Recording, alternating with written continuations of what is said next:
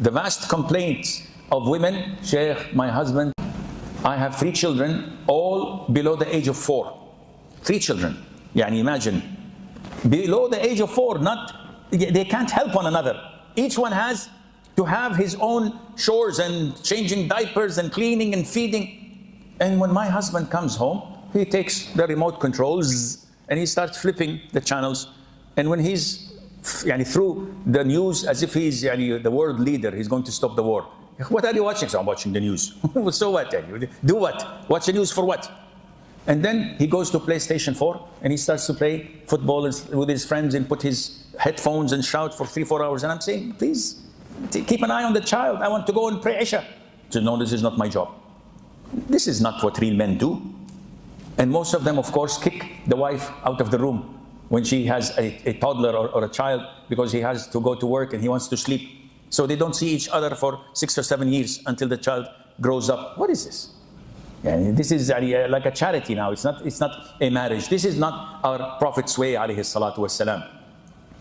A lot of the women complain that men do not share their worries. Men are by nature hard-hearted. We don't express our feelings. When we sit with the other boys, what do we speak about? Real estate, cars, politics, sports, and money. That's it. Things that are intimate or to do with feelings, we never speak about that. Women, when they sit together, what do they chit-chat about? Oh, my husband did this, my husband did that, my children did this, my daughter did that, my husband brought me this rock, he brought me this, he took me on a holiday. They talk about their feelings a lot. Now, it is bad when you isolate yourself and don't share your feelings with your wife. When you don't praise her, when you don't compliment her, when you don't show her affection. There are men outside, predators, waiting for the right moment, and they will give her what she's looking for, whether you like it or not. So you should do this. And not only with your wife, also with your daughters. We also fail to show our feelings to our daughters. Show them. Otherwise, predators will take your place. May Allah protect all of our daughters and wives. So how was the Prophet ﷺ? Listen to this beautiful hadith. Mother Aisha says, the Prophet came and said, "Oh Aisha, I know when you're pleased with me and when you're angry." Oof, Aisha is angry with the Prophet ﷺ. She said, "How do you know that, O Prophet of Allah?" He said, when you're pleased with me, you swear by saying, no, by Muhammad's Lord, wa Rabbi Muhammad. But when you're angry, you say, no, wa Rabbi Ibrahim, by the God of Ibrahim. She said, yes, O Prophet of Allah, I abandon only your name when I'm angry. So look how keen and clever the Prophet was, alayhi salatu wasalam. He noticed when she's angry. What about us? We enter the house and the wife is crying. What do? We go to the other room. Very simple. Yeah, Sheikh, why don't you ask her why she's crying? Oh, Sheikh, she's a drama queen. Oh, no. If I ask her, she's going to speak for 6 hours. I will not even have lunch. No, let her cool down by herself. She's not a nuclear reactor. She will not cool down. She will have fusion, nuclear fusion after fusion, because you're ignoring her, neglecting her. The Prophet noticed the change of words. Wa Rabbi Muhammad, wa Rabbi Ibrahim. He knows she's angry by just switching the name of the Prophet ﷺ, which shows that we have to ask. Aisha says, again, may Allah be pleased with her, we went for Hajj, and just before Mecca, I got my monthly period. So I was in my tent crying. Everybody is making Hajj and I am on my period. How will I go and make tawaf? The Prophet came in, saw her crying. He turned his back and left? No. He went and cuddled her and comforted her and said, did you have your menses? She said, yes. And she's crying. It's okay. This is something Allah decreed upon the women, upon the daughters of Adam. This is normal. And he told her what to do. The Prophet ﷺ would tolerate things we men may not tolerate. For example, Aisha again. And everything is happening with Aisha? Yes, because he loved Aisha most of his wives. When once they were talking, Abu Bakr, Aisha's father, came in the house. And Aisha was shouting and raising her voice over the Prophet ﷺ. And the Prophet was trying to communicate, but she was shouting at him, screaming. One would say, isn't this kufr, Shaykh? No, it's not. He is her husband. So this is what's between a man and his wife. She's not shouting at him because he's the messenger, ﷺ. It's a different story. Now he's her husband. When Abu Bakr saw this, he approached her to attack her and hit her. You crazy woman, this is how I raised you? This is the messenger of Allah. And the Prophet defended her and protected her with his body. And Abu Bakr got furious and left the house. And she was trembling and scared. Her father was going to give her a good whipping. So after he left, Prophet said, see, I protected you from the man. See, I'm your guardian, I'm your protector, I'm your knight in shining armor. So they started laughing and joking.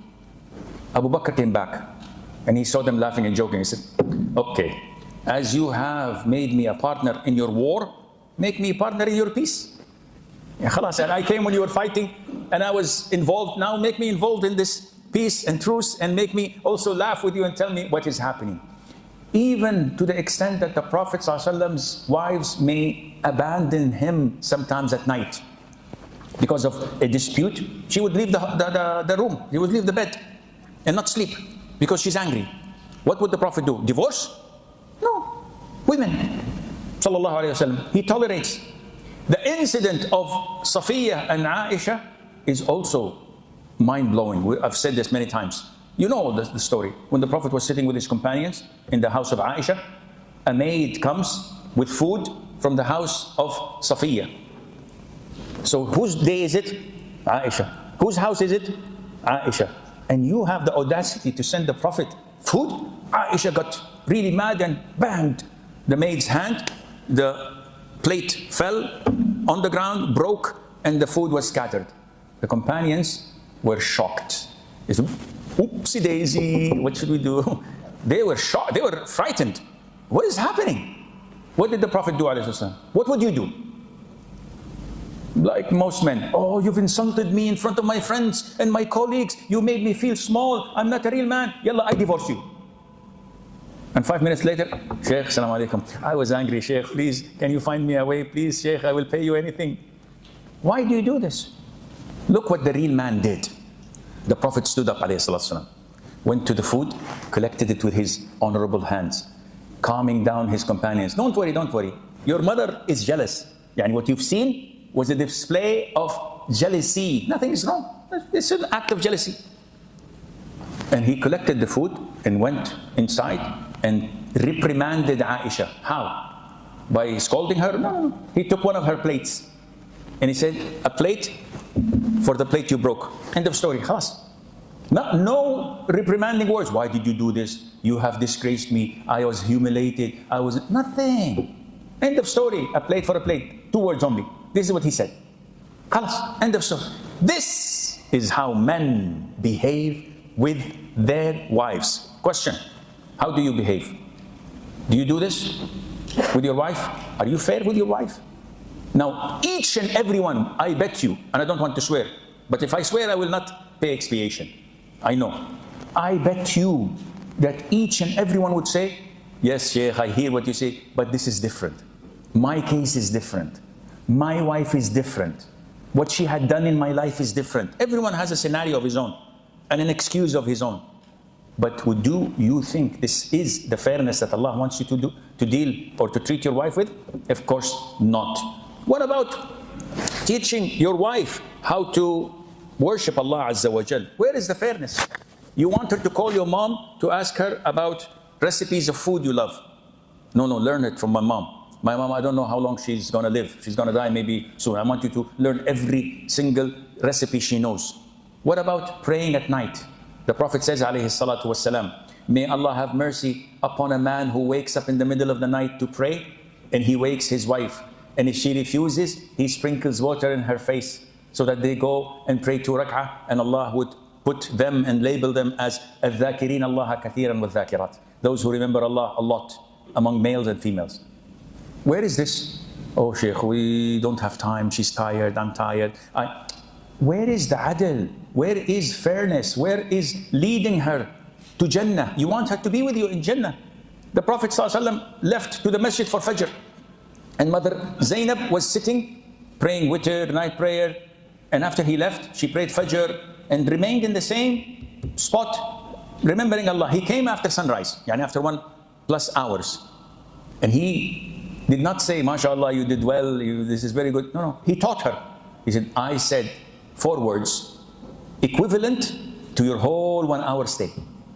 So he taught her, Subhanallah wa bihamdih, adada khalqih, wa rida nafsih, wa zinata arshih, wa midada kalimatih. This is part of the morning adhkar. You say it 3 times. It is like staying for 1 hour in your prayer mat making dua. Who says this? I never heard this, Sheikh. Who teaches this to his wife? We have a big problem.